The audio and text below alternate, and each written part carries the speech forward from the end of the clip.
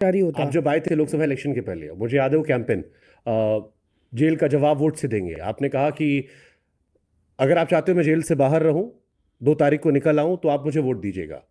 अगर आप झाड़ू पर दबाएंगे तो मैं बाहर निकल आऊंगा, कमल पर गया तो मैं अंदर चला जाऊंगा। बट फिर आपके अपोजिशन कहते हैं कि साथ के साथ तो सीट आप हार गए।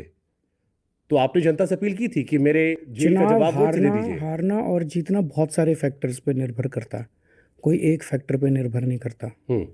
चुनाव की हार या जीत कोई एक चीज़ साबित नहीं करती।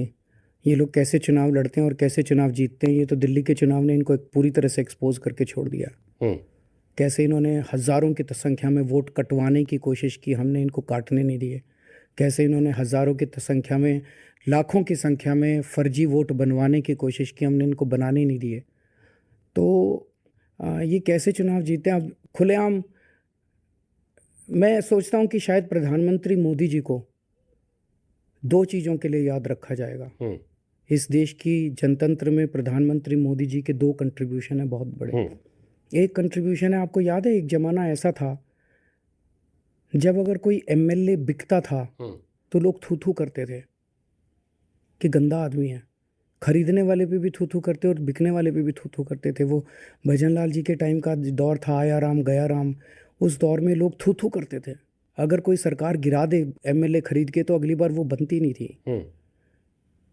मोदी जी ने और अमित शाह जी ने इसको नॉर्मलाइज कर दिया है। अब एमएलए खरीदना और बेचना चाणक्य नीति कहते हैं आप लोग। पत्रकार उसको, चैनल वाले उसको, एंकर्स उसको, एडिटर्स उसको मास्टर स्ट्रोक कहते हैं, चाणक्य नीति कहते हैं उसको।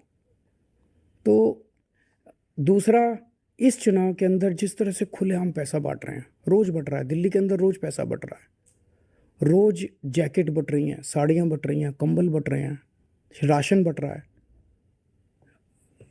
कुछ नहीं हो रहा।